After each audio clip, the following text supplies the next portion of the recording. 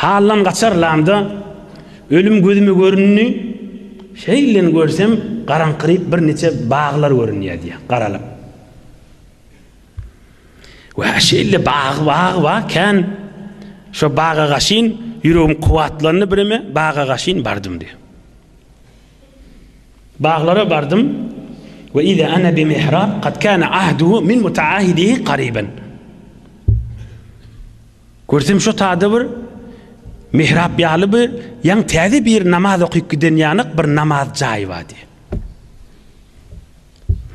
Yan täze bir namaz okuyup giden yalı namaz jayı var diye. Mescidin mihrabı bir namaz okulan yer düzde takırca olup duruyor da odan jawal. Yan täze bir namaz okuyup giden yalı namaz jayı var diye. İmege içmege da yok. Bağın kölgesini özümü oklap süynüp yattım. Akşam asa olacak yel öste gerek deyip qişirdim jotada diye. Felemma garabetiş şems İza ana bi şabbin. Gün yaştı, qarankırıydı, bir yaş oğlan geldi diye. Bir jawan oğlan geldi, görünüp duran yağdayda bunu görüptür. Yaş oğlan geldi, bir beyik defer açık yerde ayağını vurdu, şotadan çeşmeye ali su çıktı.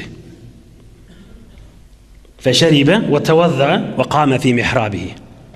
Şu sudan içti de, dehret kıldı da, yankı namaz okuyan yerine Allahu Ekber deyip namaza durdu. Allah'ın huzuruna girdi.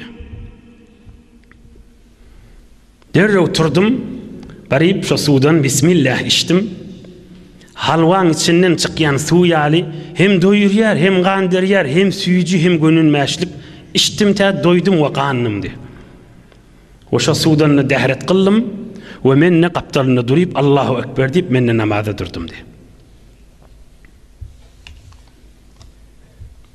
Hatta baraka umudu sabah. Ta danattı diye. Hem yankı yaş oğlan döruni vezzedi ve aytti kat ses filan.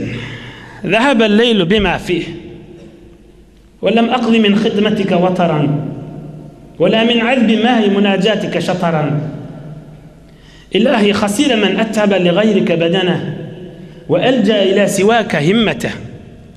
Dört kifayet diyahum. He gece geçti Hudaya hiç hıtmatın edip bilmedim bir.